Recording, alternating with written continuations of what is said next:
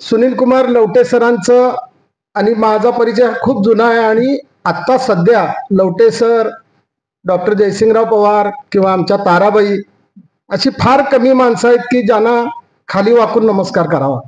खूप कमी माणसं आहेत अशी.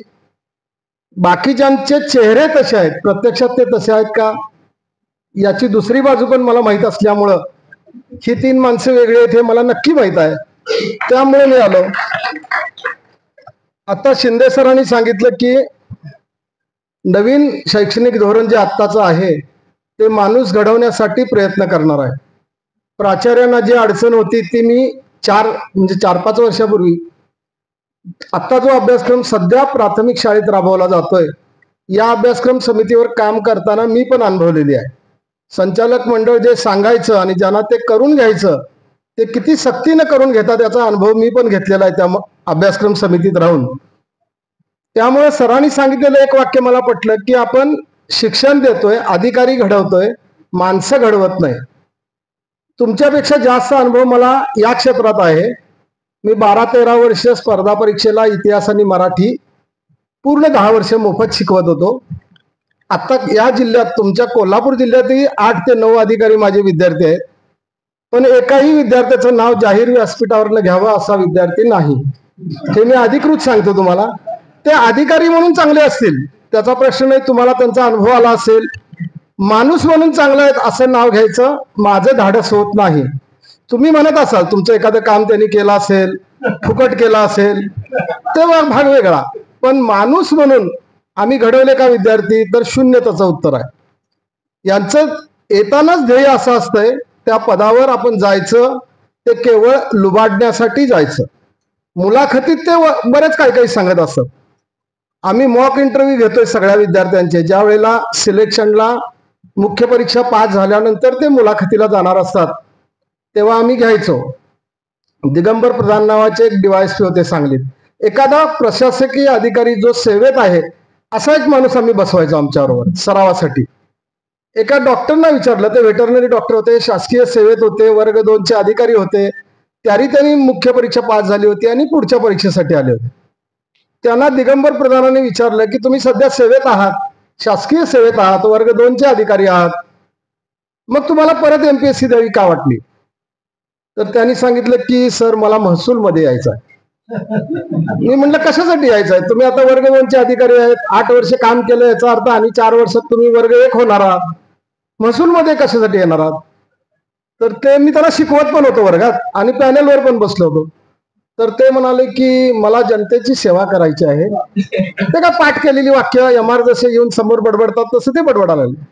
मी म्हटलं सर आता डॉक्टर आहात तुम्ही, जिथं तुम्ही काम करतात ते काम सगळ्यात महत्वाचं आहे, कारण तुम्ही शेतकऱ्यांची जनावर तपासता, ह्याच्यापेक्षा मोठी सेवा असू शकत नाही.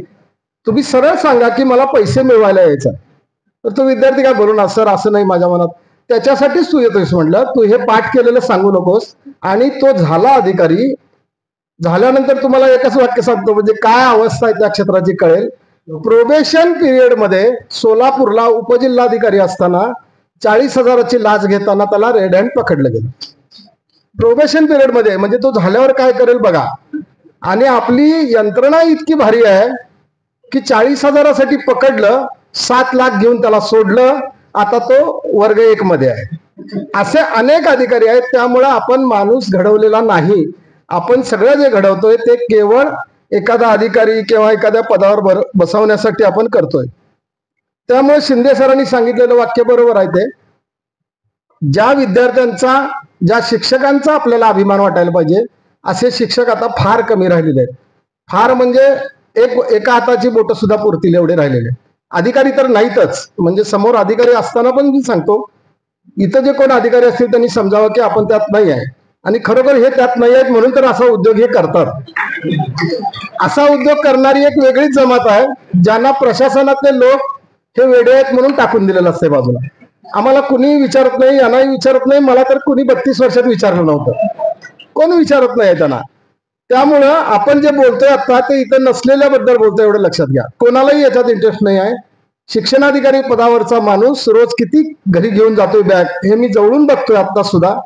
त्यामुळे या लोकांनी शिक्षकांना उपदेश करावं हे बरोबर नाही. अशीच एक शिक्षण परिषद चालू होती, त्यांना सक्ती आहे विस्तार अधिकाऱ्यांना, केंद्र प्रमुखांना ऑनलाईन उपस्थित राहायची. शिक्षणाधिकारी आणि सीओ साहेब आमच्या जिल्हा परिषद मधनं शिक्षण परिषद घेत होते. जिल्हाभर सगळे शिक्षक आपापल्या शाळेत लॅपटॉप समोर बसून चालू होतं. एक सज्जन केंद्र प्रमुख मला भेटायला घरी आला होता.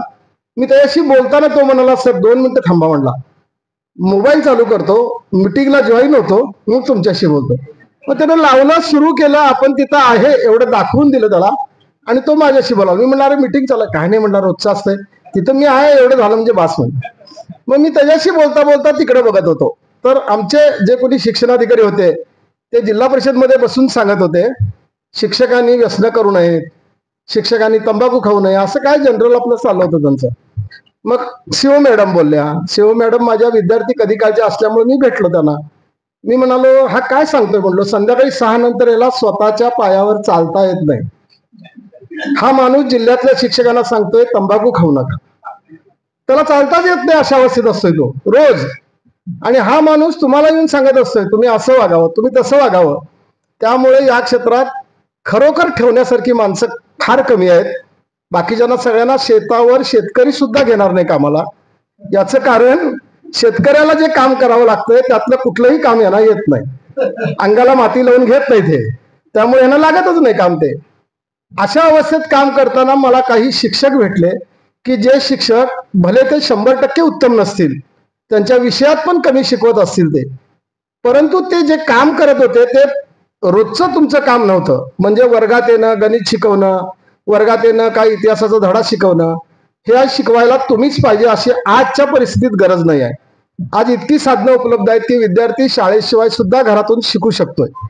मग तुम्ही वर्गात पुस्तकातलंच जर वाचून दाखवत असाल तर तुमची गरज काय? तुम्ही त्याच्या पलीकडचं काहीतरी विद्यार्थ्याला शिकवायला पाहिजे, जे पाठ्यपुस्तकात नसेल, जे अभ्यासक्रमात नसेल, पण ते त्याच्या आयुष्यासाठी उपयोगी पडेल. असे शिकवणारे शिक्षक मला माझ्या 32 वर्षात जिथं जिथं भेटले त्या शिक्षकांच्या नोंदी मी माझ्या मस्तकात करून ठेवत होतो. आणि आमचे प्रकाशक इथं आले, त्यांना सांगितलं की मी असं काही शिक्षकांच्यावर लिहिणार आहे, कारण वृत्तपत्रामध्ये, माध्यमामध्ये जे शिक्षकांच्या बद्दल आणि प्राथमिक शाळाबद्दल लिहून येत आहे ते वाचू वाटत नाही, असंच लिहून येत आहे. कारण वृत्तपत्रात पण मी 12-13 वर्ष काम केलेलं आहे, सगळ्या केलेलं आहे आणि कुठलंही वृत्तपत्र त्याला अपवाद नाही आहे.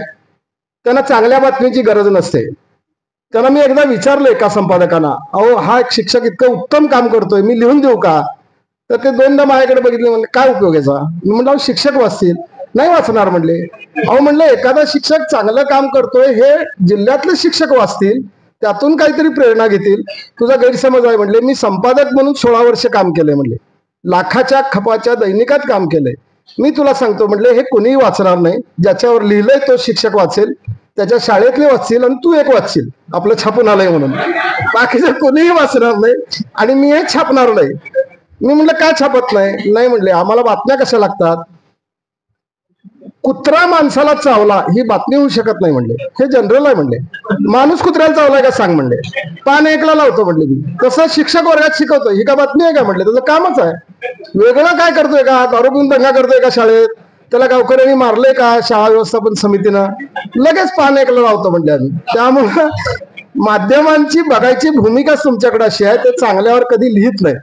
आणि मग मला असं वाटायला लागलं की लोक म्हणायचे तुम्ही शिक्षक म्हणून काम करता, शिक्षक म्हणून काम करत असताना तुम्ही शिक्षण क्षेत्रावर, अधिकाऱ्यांच्यावर तुम्ही असं थेट बोलता, तर हे बरोबर नाही. तुम्ही खात्याची तुम्ही अपमान करता तुम्ही. मला एका अधिकाऱ्याने सांगितलं होतं, उपसंचालक दर्जाचा अधिकारी होता तो. त्यांना म्हटलं सर ज्यांच्याविषयी चांगलं बोलावं असे शिक्षकच मला दिसत नाहीत, तर मी का बोलावं यांच्याबद्दल? आणि तुम्ही जर संध्याकाळी दारूच्या गुत्त्यावर दिसत असाल तर तुम्हाला मी नाही समाजानंच जोडे मारले पाहिजेत म्हणले. यात विशेष काय नाही आहे. आमच्याकडे एक बाळासाहेब कुलकर्णी नावाचे एक समाज सुधारक होते. राजकीय नेता म्हणून तो कसाही असेल, पण त्यानं त्याच्या गावामध्ये दारू पिऊन वर्गात बसलेल्या शिक्षकाला पकडलं, त्याला मारलं, सिव्हिल हॉस्पिटलला नेलं, त्याची चाचणी केली आणि त्याच्या गावामध्ये त्याची गाढवावरनं मिरवणूक काढली. एक जात सगळ्या संघटना त्याच्या विरोधात आंदोलन करत आल्या. त्यावेळेला मी पुढारीमध्ये कृष्णा तीर नावाचा सदर लिहित होतो, तिरंदाजी नावानं. मी आणि वैजनाथ महाजन आम्ही दोघं आलटून पालटून लिहायचे. मी त्यात लिहिलं बाळासाहेब कुलकर्णींचं सगळं गौरवपद लिहिलं. 6च्या 6 संघटना माझ्या घरावर चाल करून आलत्या. तुम्हाला लाज वाटली पाहिजे, तुम्ही शिक्षक आहात, तुम्ही संघटनेवर लिहिता, तुम्ही त्यात शिक्षक. मी म्हटलं हे सगळं बरोबर आहे. बाळासाहेब कुलकर्णींनी कायदा मोडून शाळेत आंदोलन केलं किंवा शाळेत जे काय उपक्रम केला हे कायद्याच्या दृष्टीने चूकच आहे. त्याच्यासाठी पोलीस इन्स्पेक्टर केस घातल्यानंतर त्याला अटक करेल, जे काय कायदा करायचं ते करेल. त्याला ही संधी देणारा जो शिक्षक आहे त्याच्याबद्दल तुम्ही काय केलं?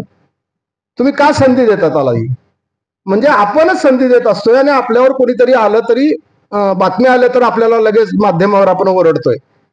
म्हणून मला असं वाटलं की जे शिक्षक या सगळ्याला अपवाद ठरतात, भले ते वर्गात कमी शिकवत असतील पण माणूस घडवतात. पाठ्यपुस्तक एक वेळ पूर्ण नाही शिकवलं, त्यांनी अर्धच शिकवलं चालेल, पण त्यांनी जे अर्ध शिकवलं ते उत्तम शिकवलंय. त्यातून तो शिक्षक विद्यार्थी म्हणून माणूस म्हणून घडतोय. असे शिक्षक मला भेटायला लागले आणि मग मला असं वाटलं की या शिक्षकांच्यावर काहीतरी लिहिलं पाहिजे. म्हणून मी प्रकाशकांना म्हटलं की मी लामणदिवे लिहितो, जे असे शिक्षक आजही आहेत, ज्या शिक्षकांना समाजासमोर आणलं पाहिजे आणि त्याच्यातून काहीतरी उपयोग होईल. अमिय जोशीने ते पुस्तक काढलं आणि पुस्तक लिहिताना मला स्वतःलाच असं वाटत होतं की आपण काही नवीन केलेलं नाही. या माणसानं काय काम केलं ते आपण समाजासमोर ठेवतोय. त्यात आपलं काही नाही आहे, आपण फक्त आरसा दाखवतोय त्यालाच. म्हणजे त्यातल्या एक महिला शिक्षक मला असं म्हणाले की सर मी काहीच केलं नाही, उगाच तुम्ही मला मोठं करून ठेवलंय. मला पुस्तक वाचणाऱ्यांचे रोज फोन येतात आणि मलाच वाटतं की हे आपणच केलंय का खरोखर म्हणून. मी म्हणलं अगं मी काय केलेलं नाही आहे, मी फक्त तू काय काम केलंयस हा आरसा दाखवलाय. माझं काम फक्त पोस्टमनचं आहे म्हणलं, तुला लिहिता येत नाही ते मी लिहून दाखवलंय. परंतु सगळ्यात मला आनंद कधी झाला, मला असं वाटत होतं की एक किरकोळ पुस्तक आहे ते, आपण काय तिकडे लक्ष द्यायचं नाही. पण मला सगळ्यात जास्त आनंद झाला की ज्या लेखिकेच्या पुस्तकामुळं माझ्या आयुष्यात पुस्तकं आली. म्हणजे मी 8वीला असताना विना गवाणकरांचं एक होता कारवर वाचलं होतं, मी ती वाटली होती पुस्तकं त्यावेळेला. त्या लेखिकेनं 85व्या वर्षी माझ्याशी 1 तास 20 मिनिटं फक्त लामणदिवेवर बोलावं फोनवर. त्या क्षणी मला कळलं की या पुस्तकाची गरज आहे, या पुस्तकाची गरज आहे. मग विनाताईंनी लिहिलं पण फेसबुकवर, पण 85व्या वर्षी ती बाई जर 1 तास 20 मिनिटं फोनवर बोलते, प्रत्येकाबद्दल बोलत होती ती, या बहिणी असं लिहिलं, या त्या शिक्षकांना पण त्यांनी फोन केले ज्यांना ते आवडले होते त्यांना. आणि मला असं वाटलं की 85 वर्षाच्या विनाताईंना एवढं पुस्तक का आवडलं. मी त्यांना म्हणलं मॅडम मी काय असं वेगळं केलं नाही. नाही म्हटलं, मी पुण्या मुंबई आणि ठाण्यातल्या काही शाळात मी जाते आत्ता काम करायला, स्वतःहून जाते काम करायला. मला तिथं अत्यंत प्रामाणिक शिक्षक दिसतात, चांगलं काम करणारे दिसतात, सगळं मान्य आहे म्हणले. पण ते 10 ते 5च प्रामाणिक असतात म्हणले, म्हणजे वेळ देतात शाळेला, व्यसनी नाहीत, अतिशय उत्तमच शिक्षक आहेत म्हणले ते. पण 5 नंतर ते त्यांच्या संसाराची कामं, त्यांच्या उद्योगाची कामं करतात, त्यांच्या डोक्यात शाळा नसते म्हणली. मी पहिल्यांदा असं बघितलं म्हणले की 24 तास शाळा हाच विषय डोक्यात घेऊन महाराष्ट्रात खेडेगावात काही माणसं काम करतात आणि ती माणसं तुम्हाला दाखवलास. मला शिक्षणाची एक बाजू आजपर्यंत माहित होती, खेडेगावात काही शिक्षण नाही असं दैनिकातल्या बातम्या वाचून आमचा समज झाला होता. पण मीच आज अनेक शाळांना शिफारस करून हे पुस्तक वाटतोय म्हणल्या की खेडेगावात सुद्धा असे उत्तम काम करणारे शिक्षक आहेत, जे वेगळं काहीतरी दाखवतात. या शिक्षकांच्या माध्यमातून तू मला शिक्षणाचं एक नवीन जग दाखवलंयस, जे मला आजपर्यंत माहित नव्हतं, जे 85 वर्ष मला माहित झालं. आणि मला आता असं वाटायला लागलंय की असे शिक्षक समोर आले पाहिजेत समाजाच्या, असं त्यांनी फेसबुकवर पण लिहिलं. म्हणून मला वाटायला लागलं की हे लामणदिवे लिहिले पाहिजे. जसे लामणदिवे शिक्षक आहेत तसे अधिकारी पण आहेत, तसे विद्यार्थी पण आहेत. आपण त्यांच्याकडे बघत नाहीये. त्या दृष्टीनं आपल्याला काय वाटतं की वर्गात येणे, शिकवणे आणि जाणे एवढंच आपलं काम असतंय. एक शिक्षणाधिकारी आणि मी वाटेगावला गेलो होतो. एक शिक्षक, आमचा प्राथमिक शिक्षक ऍक्सिडेंटमध्ये वारला आणि त्याचं बातमी वाचली शिक्षणाधिकारीने. आणि मी त्यावेळेला संपतराव गायकवाडांच्या शेजारी बसून काम करत होतो ऑफिसमध्ये. आमच्या साहेबांनी आम्हाला हात बोलवलं. अरे म्हणले आपला एक शिक्षक वारलाय, म्हणते ते गाव तुला माहित आहे का? मी या जिल्ह्यात नवीन आहे. म्हणलं माहित आहे, आपण त्याच्या घरी जाऊया म्हणाले आणि त्यांचं सांत्वन करून येऊया. मग संपत गायकवाड सर, मी आणि शिक्षणाधिकारी आम्ही त्यांच्या घरी गेलो, त्यांना भेटलो, त्या बायकोला सगळं झालं. आता व्हिजिटला दाखवताना तुम्हाला गाडीला लॉगबुक भरायला लागतंय, त्यामुळे काहीतरी कारण दाखवायला लागतंय. शिक्षणाधिकारी म्हणाले इथल्या ड्रायव्हरला इथल्या गावातल्या शाळेत गाडी घे म्हणले, मला ती गाव बघायचं आहे. मग मी शाळेत गेलो. मला माहित होतं की नुसतं नॉमिनल व्हिजिट म्हणून सही करणार, लॉगबुकला भरलं की झालं. जाताना त्यांना सहकारी सोसायटी वाटेगाव असा बोर्ड दिसला. मला म्हणाले अरे वाटेगाव म्हणजे अण्णाभाऊंचं गाव ना? मी म्हणलं होय. मला पहिल्यांदा अण्णाभाऊंचं घर दाखव म्हणले. मग मी अण्णाभाऊंच्या घरी घेऊन गेलो, त्यांना ते घर दाखवलं. शाळेत कोणालाही माहित नव्हतं शिक्षणाधिकारी उपशिक्षणाधिकारी आपल्या गावात आले. ते दाखवल्यानंतर म्हणले आता आपण शाळेत जाऊ. आम्ही शाळेत गेलो. त्यांनी जातानाच ठरवलं होतं की लॉगबुकवर एक सही करायची, मी इथे येऊन गेलो एवढीच नोंद करायची होती त्यांना. शिक्षणाधिकारी आपल्या शाळेत आले, शिक्षकांना अति उत्साह. ते म्हणाले साहेब आमचे सगळे वर्ग बघा, आमचे सगळे वर्ग बघा. ते म्हणाले मला वेळ नाही एवढा, मी फक्त आलो आणि जातो. नाही नाही बघाच. मग ते जरा खडूस होते. ते म्हणले मी तुमचे वर्ग बघत नाही, सगळे शिक्षक एकत्र या, एक 10 मिनिटं तुमच्याशी बोलतो आणि जातो. 10 मिनिटं सगळे बसले आणि मग शिक्षणाधिकाऱ्यांनी विचारलं तुमच्या गावात प्रसिद्ध व्यक्ती कोण आहे. तर त्या काही शिक्षकांनी सांगितलं नाही. मग 2-3दा विचारले साहित्य क्षेत्रात त्यांचं मोठं नाव आहे असं कोण आहे. तर एकानं सांगितलं अण्णाभाऊ साठे. ठीक आहे म्हणाले. त्यांचं घर बघितलंय का तुम्ही. तो शिक्षक काय बोलत नव्हता, नुसतं शांत बसला होता. मग त्यांनी मुख्याध्यापकांना विचारलं.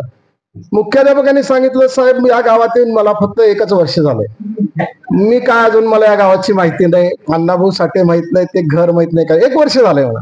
मग ठीक आहे. असं करत करत करत त्या शिक्षकाला शेवटचं विचारलं.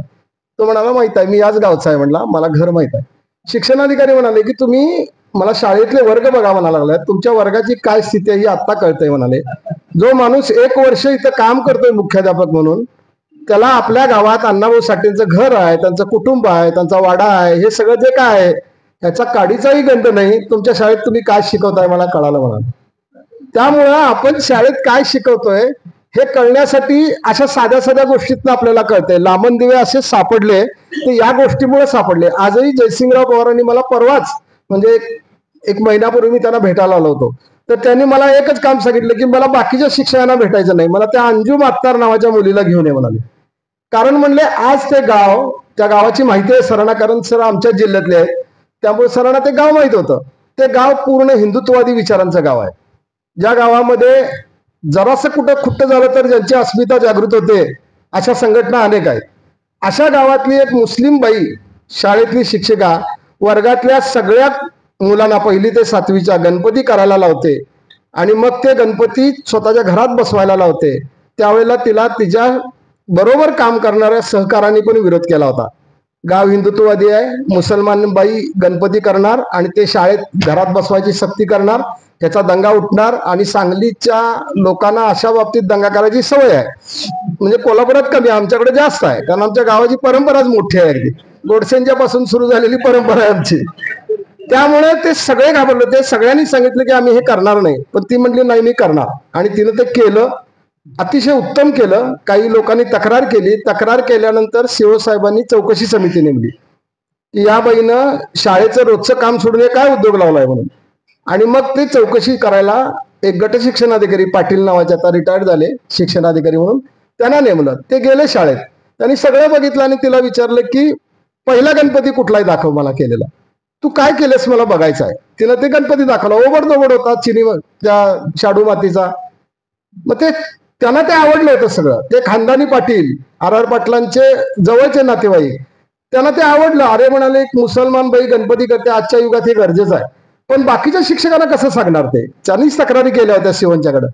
तर ते म्हणाले त्या दोघांना की हा जो गणपती आहे हा मी खरेदी करतो, हे त्याचे 101 रुपये, माझ्या घरात गणपती हाच बसेल यावर्षी, आणि नुसता बसणार नाही तर तू येऊन गणपतीची प्रतिष्ठा करायची माझ्या घरात. आणि त्या शिक्षणाधिकाऱ्यांनी त्या बाईंना घरी नेलं, तिच्या हस्ते तो गणपती बसवला आणि ते गावातलं सगळं शांत केलं. ते आजच्या काळात एवढं सोपं नाही आहे. एका मुसलमान बाईनं, जिच्या घरातले सगळे हाजी आहेत, सगळे ते कट्टर आहेत सगळे मुसलमान, तिला स्वतःला भीती वाटत होती की माझं कसं होणार माझ्या कुटुंबात. पण तिच्या कुटुंबाला पण ते बघितल्यावर वाटलं नाही शिक्षणाचं काम हेच आहे, लहान मुलांच्या पासून हे डोक्यातनं घालवलं पाहिजे तुम्ही. असं बघितल्यानंतर मला वाटलं की हे लिहायला पाहिजे लोकांच्या समोर, कारण हे कवी कल्पना नाही, हे प्रत्यक्षात चालू असणारं काम आहे त्या बाईचं. विद्यार्थ्यांचं आपण शिकवत असतोय किंवा शिक्षक शिकवत असतोय, आज सगळ्यात मोठा धोका कुठला आहे आपल्याला. आपला धोका सगळ्यात मोठा असा आहे की जो जाणवत नाही आपल्याला. सरांनी आता सांगितलं की व्हॉट्सअप विद्यापीठ आणि ते काय समाज माध्यम, फेसबुक हे सगळं ठीक आहे. तुम्ही अगदी बारकाईनं बघा, तुमच्या स्वतःच्या पण बघा.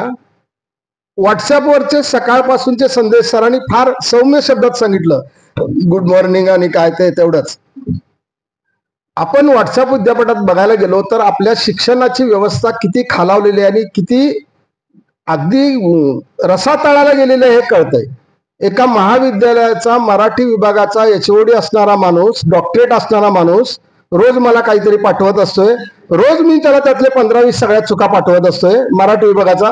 काहीही वाटत नाही, निर्लज्जासारखा हसलेला एक चेहरा टाकतो त्याच्यावर. मी त्याला एकदा समक्ष भेटून सांगितलं, अरे म्हटलं मी तुला का टाकत असतोय, तू HOD आहेस त्या विभागाचा, तुझं बघून विद्यार्थी शिकणार नाही सर मला सवय लागल्या. अरे मग सुधार सवय. तू आता सवय मला मान्य आहे की लहानपणापासून मी पण शिकून आलो नाही, पण तू आता ज्या पदावर काम करतोयस त्या पदावरचा माणूस एकही शब्द चुकला नाही पाहिजे मराठीचा.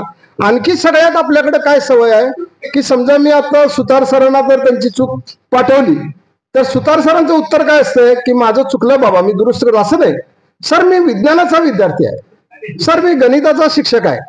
अरे गणिताचं आहे म्हणजे मराठी चुकलं पाहिजे असं कुठं आहे? आणि तू जे गणित शिकलास, तू जे विज्ञानाची पदवी घेतलास ती मराठी माध्यमातूनच घेतलास. आपल्यापैकी कुणी इंग्लिश माध्यमात गेलं नव्हतं. म्हणजे पळवाटा आपल्याकडे भरपूर आहे. त्यामुळं आता सगळ्यात मोठा धोका आपला असा आहे, म्हणजे मला वाटतोय तो, की शिक्षकांनी तिकडे जास्त लक्ष द्यायला पाहिजे.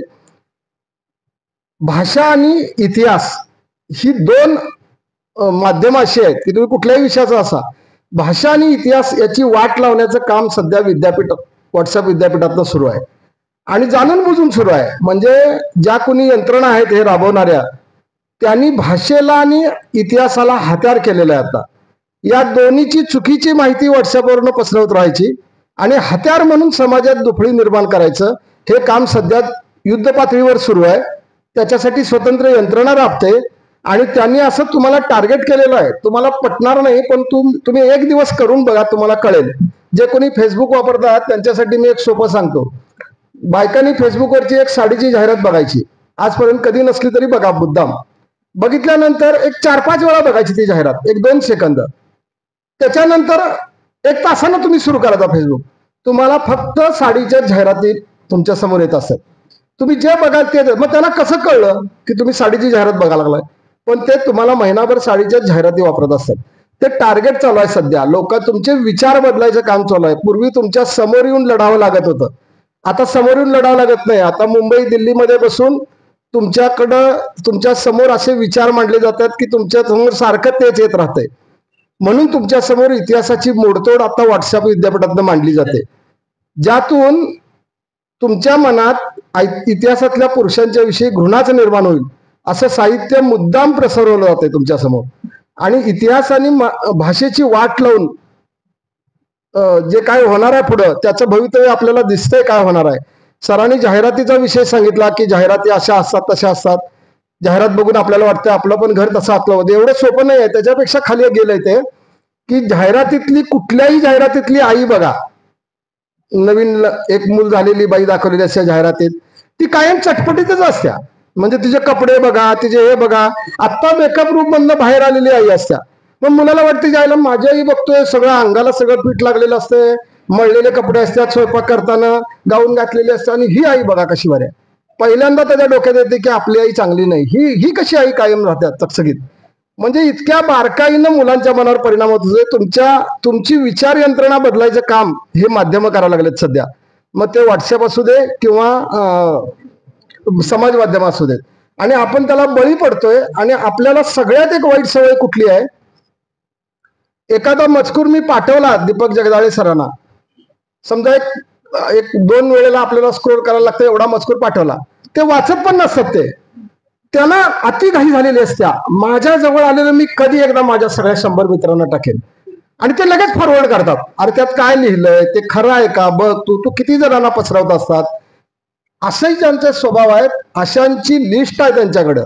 मी त्या माध्यमातल्या लोकांच्याकडे बघितलंय, अशांचे नंबर्स आहेत. जसं तुम्ही साडी बघितल्यानंतर साडीच येते कारण तुमचा नंबर तिथं जातोय, या बाईनं आज दिवसात काय बघितलं, तसं हा माणूस दिवसातनं किती वेळा फॉरवर्ड करतोय, कोणाकोणाला करतोय, हे सगळं त्यांना माहित आहे. आणि ते सुद्धा अशी चुकीची माहिती स्वतः नाहीच समाजात टाकत. जगदाळेना सवयीना फॉरवर्ड करायची, त्यांना 1.25 वाजता त्यांच्या व्हॉट्सअपवर मस्कुरून पडलेलं असतंय. त्यांना माहित असतंय की मी टाकले की 1 सेकंदात ते महाराष्ट्रावर पसरवणार आहे आणि ते काम ते व्यवस्थित करत असतात. आणि मग त्यातून हे सगळं आपल्याला खरं खोटं कोण बघत नाही आणि जे येईल ते खरंच असं आपल्याला वाटत असते. काहीही पसरवत असतात, ज्याचा काही राष्ट्रीय पुरुषांची तर अशी बदनामी केली जाते त्यातनं, कारण त्यांनी त्याचा वापर हत्यार म्हणून सुरू केलेला आहे. म्हणजे समाज माध्यम, व्हॉट्सअप, भाषा आणि इतिहास हे बदलवून टाकायचं काम सध्या चालू आहे. आणि चांगले चांगले लोक ह्याला बळी पडले. चांगले म्हणजे शिकलेले लोक सुद्धा या सगळ्याला बळी पडतात. जास्त तेच बळी पडतात कारण अशिक्षित माणूस ते काय व्हॉट्सअप बघत नसतोय, तो काय पुढे पाठवत नसतोय. आपण मात्र दिवसातनं 10 जणांना तो मजकूर पुढे पाठवतोय ज्यात काहीही खरं नसतंय. अतिशय बदनामीकारक मजकूर असतोय अनेकदा, तरीही तो आपण पाठवत असतोय. आता गरज आहे ती त्या आपल्या विद्यार्थ्यांना, तुम्ही जे शाळेत शिकवणार एक वेळ 4 धडे कमी शिकवा, पण सगळ्या विद्यार्थ्यांना म्हणजे साधारण 1ली 2री पासून मुलं आता व्हॉट्सअप आपणच त्यांना द्यायला लागलोय हातात मोबाईल कोरोना काळापासून. त्यामुळे त्यांना आपल्यापेक्षा जास्त तो वापरता येतोय उत्तमरित्या आणि ते हे सगळं बघत असतात. जर शिकलेल्या आपल्या मनावर अशा चुकीच्या माहितीचा एवढा परिणाम होत असेल, तर 3री-4थीच्या मुलांच्या हातात जर आपल्या नेत्यांच्या विषयी अशी माहिती यायला लागली तर त्यांच्यावर काय परिणाम होईल. म्हणजे त्या मुलांच्या घरात तर खेडेगावातली मुलं असतात आपल्याकडे शाळेत, जिल्हा परिषदेच्या शाळेत. मी माझ्या घरातलं सांगतो, माझ्या घरात आता 7-8 हजार पुस्तकं आहेत. म्हणजे माझी मुलं पुस्तकाच्या भिंती बघतच वाढलेत, तरी सुद्धा त्यांच्यावर काय परिणाम होता सांगतो तुम्हाला. मी नाटकं लावत होतो टीव्हीवर पेनड्राईव्ह वरनं, जुनी अनेक नाटकं गोळा केलेली आहेत मी. त्यातनं एकदा मी नथुराम गोडसे बोलतोय हे नाटक लावलं होतं आणि माझा मुलगा 8वीला होता, जो पुस्तकांच्या सहवासात वाढलेला आहे, अतिशय करिअरनं उत्तम आहे, तो माझ्याबरोबर बघत होता. मी ते बघत होतो याच्यावर काय परिणाम होतोय सगळा. नाटक झाल्यानंतर मी विचारलं काय वाटतंय तुला. बरोबर आहे म्हणला, गांधीनं मारलं ते बरोबरच आहे म्हणला. हे म्हणलं हे सांगतोय तो माणूस बरोबर आहे म्हणला, गांधीनं उगाच आतापर्यंत आपण ऐकलं म्हणला, गांधीला का मारलं ह्याचं जो हा समर्थन करतोय बरोबर आहे म्हणला. हे समर्थन म्हणजे एक कलाकृती, जो मुलगा पुस्तकाच्याच सहवासात लेखकांच्या सहवासात वाढलाय 8 वर्ष, तो 8वीचा मुलगा एका नाटकामुळे एवढा बदलू शकतोय. त्याला नंतर ताळावर मी आणलं ती गोष्ट वेगळी, परंतु एक नाटक काय परिणाम करू शकतोय, एक नाटक काय परिणाम करू शकतोय लोकांच्यावर, आणि त्याचा त्यांनी उपयोग करून घेतलेला. आता नाटक असू दे, मालिका असू दे. आता मालिका बघा टीव्हीवरच्या सगळ्या, माझी आई, माझी बायको, भाऊजाई, सगळ्या नाटक मालिका कुठल्या बघताय तुम्ही. कुठलीही मालिका बघायची, नावं बदलायची, बाकी सगळं तेच असतंय. इकडं या बाईचं कोणाबरोबर तर असे प्रकरण, मग त्याचे सासू तिला मांडत असतात, दुसऱ्या मालिकेत तेच असतंय, नाव फक्त बदललेलं असतंय. आणि तिसरा एक उपयोग त्यांनी आता चालू केला तुमच्या मनावर, की आपले राज्यकर्ते जे काही उद्योग करत असतात त्याच्याकडे शिकलेल्या लोकांचं लक्ष जाऊ नये म्हणून त्यांची डोकी कुठेतरी गुरफटून ठेवली पाहिजेत.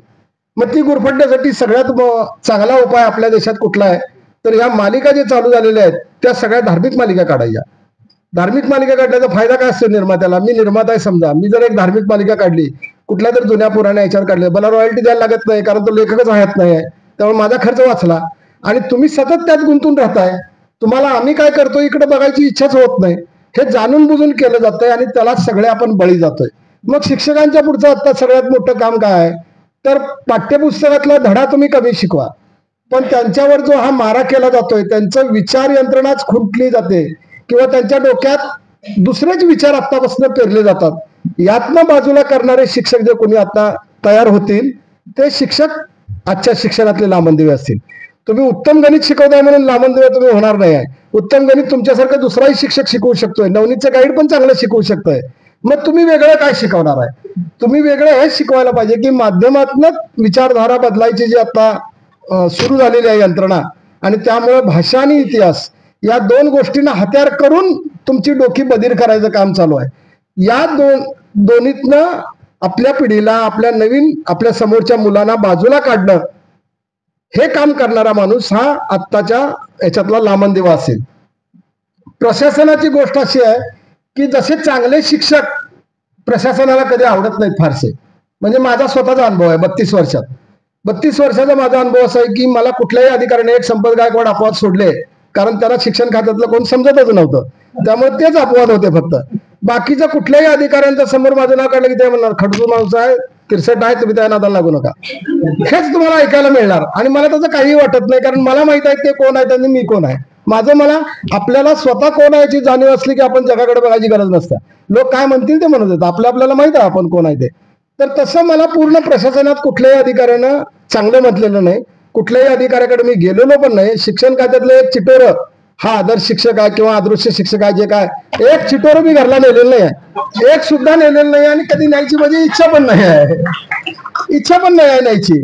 कारण काय तुम्हाला सांगतो की 10 वर्ष गायकवाड साहेब असताना जिल्हा परिषद आमची 40 शिक्षकांना पुरस्कार द्यायची त्या काळात. आता कमी आलंय, प्रत्येक तालुक्यातले 4-4, आणि ते शिक्षक ते पाठवायचे सगळं त्यांचं. तर एवढं वाचायला कोणाला वेळ नसतो समितीत, मग ते मला काम दिलं होतं की एवढं सगळं वाचायचं आणि त्याच्या ब्रीफ मध्ये एक पानात काढून द्यायचं या शिक्षकाचं काम काय. मग ते मी महिना काम करत असायचो. आणि ते मी फाईल घेऊन जाणार, मग ते सेवनच्या आत मिटिंग होणार, आम्ही आणि संपत गायकवाड बाहेर खुर्चीवर बसलेलो असायचे, त्यांना पण आत प्रवेश नसायचा. मग आम्ही देणार हे सर ही फाईल आजची, मग ते आत गेले की फाईल वाचायचे, हा ह्याला देऊया का, मग कोणी सदस्य सांगणार द्या ह्याला, मग ते द्यायचं. असं देत असताना सेवनचा आणि माझा कायम संबंध द्यायचा. त्या वर्षी मी फाईल दिल्यानंतर महेश पाठक नावाचे सीओ होते, आता ते सचिव आहेत. महेश पाठक सर आत जाताना मला काय म्हणाले, तू फाईल दे म्हणाले, पण आत गेल्यानंतर मी तुझं नाव जाहीर करणार आहे. मी म्हटलं सर मी अर्जच केलेलं नाही आहे, त्यामुळे माझं नाव तुम्हाला करताच येणार नाही म्हटलं. तर ते म्हणाले मी चेष्टाच सांगत नाही म्हणले, सीओला तेवढा अधिकार असतोय म्हणले, अर्ज येऊ दे नाही तर नाही येऊ दे, मी तुझंच नाव यावर्षी करणार आहे, कारण माझी बदली आहे 2 महिन्यानं म्हणले. आणि जाताना मला एवढं तरी समाधान लाभू दे, मी एका तरी शिक्षकाला चांगल्या दिल्या 5 वर्षात. तर गायकवाड साहेब माझ्याकडे असं बघायला लागले मी काय बोलतोय. मी म्हणलं पाठक साहेब म्हणलं तुम्ही तुमची भावना मला कळाली, पण तुम्ही आज जाऊन माझं नाव सांगू नका म्हणलं. ते म्हणले नाही सांगणार. मी म्हणलं सांगू नका, त्याची कारणं आहेत ते मी तुम्हाला सांगतो म्हणलं. आणि दुसरं काय होईल म्हणलं, तुम्ही जर नाव सांगितलं आणि मी जाहीर केलं मी घेणारच नाही तर ते तुमचा अपमान होईल म्हणलं, त्यामुळे तुम्ही सांगू नका म्हणलं. हा मी ठीक आहे म्हणले, पण मला कारणं कळली पाहिजेत. म्हटलं सांगतो. मग ते आत गेले, सगळी मिटिंग झाली, त्यांनी काही सांगितलं नाही काय नाही, बाहेर आले. बाहेर जातानाच म्हणले संपत याला घेऊन माझ्या ऑफिसमध्ये ये म्हणले. मग आम्ही दोघं गेलो साहेबांच्या ऑफिसमध्ये. मग ते चहा बी झाल्यानंतर मला म्हणले आता सांग मला कारण का. म्हणलं नाही मी आज सांगत नाही म्हणलं, तुमची ज्या दिवशी बदली होईल त्या दिवशी सांगतो, कारण अजून पण तुम्ही माझे सीओ आहे, मी शिक्षक आहे सामान्य म्हटलं, त्यामुळे मला तुमच्या पदाची जाणीव आहे.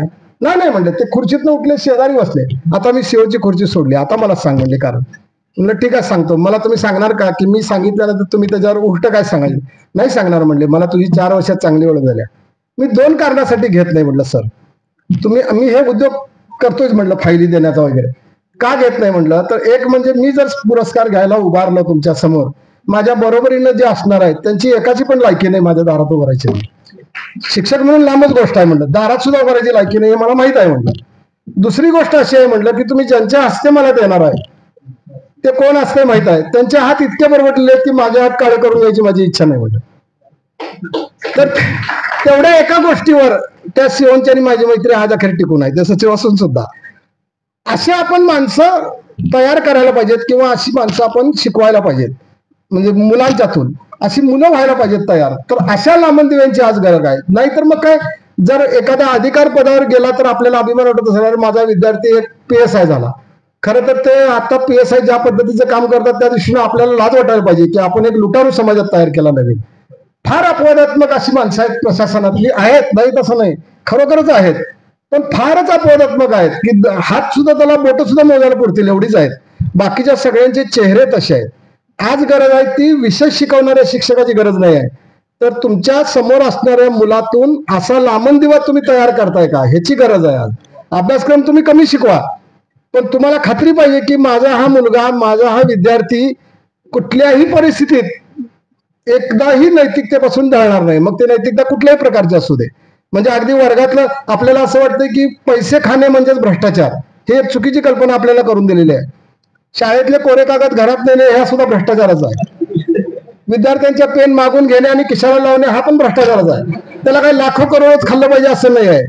त्यामुळे शाळेची वेळ 10ची असणे आणि 10:15 जाणे हा पण भ्रष्टाचार आहे, कारण तो 15 मिनिटं आपण भ्रष्टाचार आहे, तो 15 मिनिटं आपण उशिरा जातोय. मी MR कदम साहेबांना, मी नाव घेऊन सांगतो तुम्हाला, मी MR कदम साहेबांचा आणि माझा प्रचंड वाद झाला होता एकदा, आणि त्याला हंकारे नावाचे जे कोणी इथले अधिकारी आहेत ते पण होते त्यांच्याबरोबर. ते काहीतरी आपली ह्याची अशिक्षितांना शिकवायचं, जादा सकाळी अप्रगतांचे तास चालू होते, आणि अप्रगतांचे तास चालू असताना MR कदम साहेब डेप्युटी डायरेक्टर म्हणून माझ्या शाळेत आले 9:15 वाजता. सगळी शाळा बंद आणि मीच एकटा होतो शाळेत. मग ते ओळखत होते मला, कारण आमच्याच जिल्ह्यातले आहेत, आमचे शिक्षणाधिकारी पण होते. ते मला म्हणाले अरे कदम बाकीचे मास्तर कुठे आहेत म्हणाले. किती वाजले म्हणजे 9:15 वाजले. मग मी काय बोललो नाही. मग ते मी डेप्युटी डायरेक्टरला उत्तर देत नाही म्हटल्यावर त्यांच्या असिस्टंटला राग आला. साहेबांच्या पेक्षा मागच्या लोकांना जास्त राग येत असते, साहेबांना कधी येत नसते. ते लगेच म्हणले तुम्हाला माहित आहे का तुम्ही कोणाशी बोलताय. म्हणलं माहित आहे म्हणलं, डेप्युटी डायरेक्टर आहेत म्हणलं, ते पण मला ओळखतात म्हणलं. मग तुम्ही उत्तर दिलं नाही म्हणले. म्हणलं त्यांनी चुकीचा प्रश्न विचारलाय म्हणलं, बाकीचे लोक उशिरा काय आले त्याचं उत्तर मी का देऊ म्हणलं. मी 9 वाजता आलोय, अरे ते घरात आहेत, ते आल्यावर विचारा की त्यांना तुम्हाला उशीर काय झाला, त्यांचं उत्तर मी कसं म्हणलं. तर ते हंकारी चिडले जास्त. मला म्हणले तुम्हाला काय पद्धत नाही म्हणले बोलायची कोणाशी, काय नाही. मी म्हणलं हे बघा सर, मी वेळेत हजर आहे, मी 9 वाजता शाळेत आहे, माझा वर्ग चालू आहे, माझ्या वर्गात या, माझ्या वर्गाचे काही विचार मी सांगतो. दुसरा मास्तर का आला नाही हे मी सांगू शकत नाही, तो घरात आहे का कुठं आहे मी काय सांगणार म्हणले. तर ते म्हणाले तुमच्याकडे बघून घेतो, चला तुमच्या वर्गात. मग एम आर कदमांना मी माहित होतो, त्यामुळे एम आर कदम म्हणले हंकारे तू जा त्याच्या वर्गात आणि ये जा बघून. मग हंकारे आले, सगळं बघितले आणि तिथं जाऊन म्हणले एम आर कदमांनी म्हणजे नुसतं हसले माझ्याकडे बघून. बाकीच्या शिक्षणा आल्यानंतर नोटिसा बिटिसा ते सगळं सुरू झालं. आणि जाताना मला ते हंकारे काय म्हणले, मला काहीच बोलत नव्हते एम आर कदम साहेब, एका शब्दाने तरी मला बोललो नाही, कारण त्यांना माहित होतो मी म्हणून. पण हंकारेलाच जास्त राग, म्हणजे साहेबांच्या पेक्षा शिपायालाच जास्त राग येत असतो, तशी पद्धत होती. आणि ते चिडले आणि ते मला म्हणाले तुम्हाला उद्या मी कोल्हापुरात गेले की नोटीस काढणार म्हणले. मग मी कदम साहेबांच्याकडे बघितलो. मी म्हणलं का काढणार, तुम्ही वरिष्ठांशी सरळ बोलत नाही म्हणले. नाही म्हटलं, सरळच बोललो. ते म्हटले बाकीचे शिक्षक कुठे आहेत. मी म्हणलं आल्यावर विचारा, ह्यात काय चुकीचं आहे. मी काय अपमान केला नाही, काय नाही म्हणलं. नाही मी नोटीस काढणार म्हणले. म्हणलं ठीक आहे. आणि म्हणजे तुम्ही चुकून आज आम्ही आलोय आणि तुम्ही आहे असं झालंय म्हणले. कधीतरी तुम्ही मला सापडाल म्हणले, मी याच जिल्ह्यात आहे, मी कधीतरी आलो की तुम्ही कधीतरी 5-10 मिनिटं उशिरा सापडाल, कशात तरी सापडाल, टाचन वगैरे काय काय वाटेल ते पकडतो म्हणले. मी पोलीस कसं आपल्या करतात नाही, पहिल्यांदा लायसन विचारतात, लायसन्स आहे दाखवलं की त्यांना वाटतं याला पैसे हुकले. मला लगेच माहिती तुमचे नंबर प्लेट तिरकी आहे, मग ते पण बरोबर आहे म्हणले की लाईट जरा तिरका आहे, असं ते शोधत राहतात. तसं ते म्हणले मी कशात ना कशात तर तुला पकडणार आणि नोटीस काढणार. म्हणलं ठीक आहे साहेब म्हणलं. ते गेल्यावर मी तिरबिरीत हे सगळं संपत गायकवाडांना सांगितलं. मी म्हटलं मी कदम साहेबांना पत्र लिहिणार आहे, त्यांना देणार नाही म्हटलं, मला त्यांच्याशी बोलायची इच्छा पण नाही. लिहि म्हटले काय लिहायचे. मी त्यांना पत्र लिहिलं. म्हणजे तुम्ही या दिवशी, ते पत्र डेप्युटी डायरेक्टर ऑफिसमध्ये काचेखाली ठेवलं होतं त्यांनी, जोपर्यंत त्या खुर्चीत होते तोपर्यंत. आणि मी त्यांना म्हटलं की तुमचा असिस्टंट मला असं असं विचारला म्हटलं की कधीतरी तू उशिरा आलेला सापडशील आणि असं असं करेन तसं करेन. मी म्हटलं सर मी शिक्षक म्हणून असताना मी तुम्हाला सांगतो, माझे वडील शिक्षक होते, मी तहसीलदार पद सोडून शिक्षक राहिलोय का, तर मला काहीतरी करायचं या क्षेत्रात म्हणून. मग त्या पत्रात मी असं लिहिलं होतं की मी शाळेत नसेल तर 3च शक्यता आहेत. एक तर मी रजेवर असेल, नसेल तर मी या जगातच नसेल, आणि तिसरं मी नोकरी सोडलेली असेल. त्याच्याशिवाय मी शाळेत वेळेत नाही असं होणारच नाही म्हणलं, रिटायर होईपर्यंत होणार नाही म्हणलं. तर कदम साहेबांना त्याचं इतकं भारी वाटलं की त्यांनी ते काचेखाली ठेवलं. नंतर एकदा श्रीपाद जोशी सर त्यांना भेटायला गेले, त्या जोशी सर आलेला म्हणलं अरे तुझं पत्र त्यांना टेबल खाली ठेवलं म्हणलं काचेखाली. मी म्हणलं हो त्यांना लिहिलं होतं म्हणलं मी तसं. आणि तसं करायचं धाडस आपलं असलं पाहिजे. म्हणजे तुमचा वर्ग बघायला मी आजही सांगतो की मी 1ली ते 4थीच कायम शिकवलं. मी एकीकडे एमपीएससीच्या पोरांना 10 वर्ष शिकवत होतो आणि इकडे 1ली ते 4थी शिकवत होतो. आणि माझे सगळे शिक्षक मला 1ली ते 4थीचाच वर्ग द्यायचे. का देत होते तर त्याचं कारण होतं की 1लीमध्येच मराठी, 1लीचं इतकं उत्तम मराठी आणि गणित करून घेत होतो मी की आजही मी सांगतो की माझा एकही विद्यार्थी त्याच्या मराठी लेखनातलं एकही चूक सापडणार नाही. जर सापडलं तर मी शिक्षा बघतो त्याची, हे मी आजही सांगू शकतो. म्हणून मी ते घेत होतो. तर आपल्याला ते शिक्षक किंवा जे विद्यार्थी तयार करायचे ते असे करावं. म्हणजे दडपण किती असते विद्यार्थ्यांचं सांगतो. मगाशी ते म्हणाले की चांगल्या शिक्षकांचं दडपण असतंय, तसं चांगल्या विद्यार्थ्यांच्यावर पण शिक्षकांचं दडपण असतंय. अश्विनी जाखलेकर नावाची कॅफो आहे, आता मुंबईला आहे, ती आपल्याकडे सांगलीत पण होती. ती इंग्लिशमध्ये गोल्ड मेडलिस्ट मुलगी. ती पहिल्या प्रयत्नात कॅफो झाली, 2 बहिणी झाल्या, एक डेप्युटी शेव झाली, एक कॅफो झाली. ती कायम मी काय व्हॉट्सअपवर तिला पाठवलं की तू नुसतं असं करा असं करा अशी ती चिन्ह टाकत असते. माझ्या बायकोने एकदा बघितलं, ते तिला काही लिहायला येत नाही काय म्हणते. मी म्हणलं नाही आता ती आल्यावर विचार म्हणलं. मग ती कवटेकरांची आहे, ती एकदा आल्यावर म्हणजे अश्विनी तू तुमच्या मला बाबा बनतात सगळ्या पूर्वी. बाबांनी काय पण लिहिलं की तू नुसतं असं टाकतेस, तुला लिहायला वेळ येत नाही, एवढा पण वेळ नसतोय तुला. तर ती म्हणली बघा म्हणली मॅडम, बाबांना लिहिणं म्हणजे स्वतःच्या पायावर कुऱ्हाड मारून घेणं. त्यांना 4 ओळी दिल्या की खाली 10 चुका म्हणली आणि बडबड चालू असते म्हणली. त्यामुळे लिहित नाही, हे सोपं आहे म्हणली. त्याच्याही पेक्षा कवर म्हणजे तुमच्याच जिल्ह्यामध्ये इथं ते काय तर ट्रेनिंग सेंटर आहे ह्याचं, हा ते त्या ट्रेनिंग सेंटरला त्या बाई होत्या चंचल पाटील, डेप्युटी शिवाय, त्या आता सातारला आहेत. चंचलचं लग्न ठरलं, तो विद्यार्थी पण मुख्याधिकारी आहे. लग्न ठरलं अगोदरपासूनच ठरलं होतं, फक्त मी त्यांना म्हटलं होतं की तुम्ही पद स्वीकारल्यानंतर लग्न करा. लग्न ठरलं होतं, त्या घरी आल्या भेटायला, 2 जण नवरा बायको कायम विद्यार्थी म्हणून यायचे, तसे ते आले. त्यांनी पत्रिकाच दिली नाही, आले बोलले, गप्पा झाल्या, चहा बी झाल्या. बायकोला सांगितलं की तुम्ही 2 जण लग्नाला या, सगळे झालं. मग त्या गाडीत बसली ते दोघं, इकडं ते नवरा बसला, इकडं ती चंचल बसली, दोन्ही विद्यार्थी. त्यामुळे मी एका बाजूला, बायको एका बाजूला. मग जाताना बायकोच्या काय डोक्यात आलं कोणा, बायको म्हणली चंचल तू एवढं सगळं सांगितलीस, पत्रिका दिली नाहीस म्हणली. मग मीच काय म्हणलं, अगं हल्ली कोण पत्रिका काढत नाही, ती व्हॉट्सअपवर उद्या पाठवेल, ती स्वतः सांगायला आल्या म्हणल्यावर संपलं म्हणलं ते. नाही नाही म्हणली, येणार की बाबा म्हणली. पर्स मधनं गाडी सुरू करताना अशी काढली, ही पत्रिका घ्या. मग बायको म्हणली तुला काय अक्कल आहे काय म्हणली, नुसतीच अधिकारी झाली, असं अगं पत्रिका आत द्यायची असते, खाली वाकून पाया पडायचं असते, पाया मगाशी पडलोय, आता पत्रिका घ्या. मग ती म्हणली का, अहो म्हणली आत पत्रिका दिला असतं काय झालं असतं, बाबा वाचायचं सोडून त्यातल्या चुका काढत बसला असतो आणि मला हे सांगितलं असतं की हे चुकलंय सगळं, त्याच्यापेक्षा सोपा मार्ग आम्ही ठरवूनच आलो होतो. असं विद्यार्थ्यांच्यावर आपला झाक असायला पाहिजे. आणि जे विद्यार्थी तुम्ही तयार कराल त्या विद्यार्थ्यांच्यातून असे लामणदिवे तुम्ही शोधायला पाहिजेत की ज्यांच्याविषयी आपण कधीही खात्री देऊ शकतोय की हा माणूस असं करणंच शक्य नाही. हे खात्री द्यायची आपली तयारी पाहिजे. आपण ती देऊ शकत नाही, साधा आपण एवढं सुद्धा म्हणू शकत नाही. म्हणजे बाकीची खात्री सोडा, चारित्र्याची खात्री, पैशाची खात्री, भ्रष्टाचाराची, हे कोणच कोणावर देऊ शकत नाही आजच्या जगात, हे मान्य आहे. पण आपला जो उद्योग आहे, मगाशी सर म्हणाले की याच पगारावर आपलं घर चालतंय, आपण याच पगारावर सगळं आपलं कुटुंब चालवतोय. किमान आपली जबाबदारी आहे की माझा विद्यार्थी उत्तम मराठी लिहिल, बिनचूक मराठी लिहिल, त्याचं गणित उत्तम असेल, ही खात्री तरी आपण द्यायलाच पाहिजे. जर ती देत नसाल तर आपण त्या पदाला लायक नाही. खरोखर सांगतोय आपण लायक नाही. का तर आपल्याकडनं काही जास्त अपेक्षा नाही समाजाची. तुम्ही किमान त्यांना उत्तम विचार करायची, स्वतःचा विचार करायची. सांगे म्हणतात तसं स्वतःच्या डोक्यावर स्वतःच मस्तक पाहिजे. आजचं मस्तक स्वतःचं नाही आहे, कोणीतरी तुमच्या डोक्यात भरवलेलं आहे, ते तुम्ही बोलत असताय.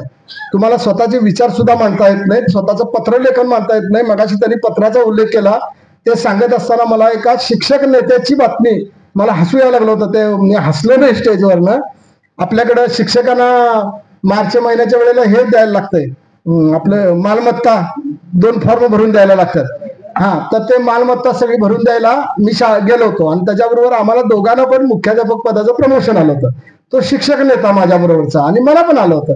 मी काय प्रमोशन घेणारच नव्हतं, त्यामुळे मी गेलो, प्रमोशनचा नकार बिकार स्टॅम्पवर लिहून दिला, मालमत्तेचं ते लिहून दिलं. त्याला पण तसं सांगितलं होतं. मी लिहून देऊन लगेच बाहेर पडायला लागल्यावर तो काय म्हणला, सर 5 मिनिटं थांब सर म्हणला, माझं पण देतो म्हणलं, आपण चहा प्यायला जाऊया, मी स्वीकारणार आहे म्हणला. म्हणजे स्वीकार. मग त्यानं ते स्वीकारणार आहे म्हणून लिहून दिलं आणि ते मालमत्तेचे 3 फॉर्म त्यानं भरून दिले. त्यानं फॉर्म असे भरले आणि त्या क्लार्क बाईंच्याकडे हातात नेऊन दिल्यावर क्लार्क अशा त्याकडे बघायला लागले. आता बोलायचं काय, हा नेता आहे. त्या म्हणल्या सर असं द्यायचं असते का, कागदपत्र आहे, तुम्ही पाकिटात घालून द्या, पाकिट बंद करून द्या, तुमच्या मालमत्तेचं आहे.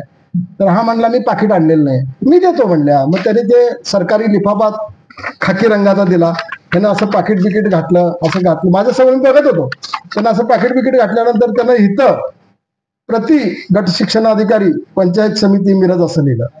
मी ते लिहिताना बघत होतो, मी काहीच बोलत नव्हतो.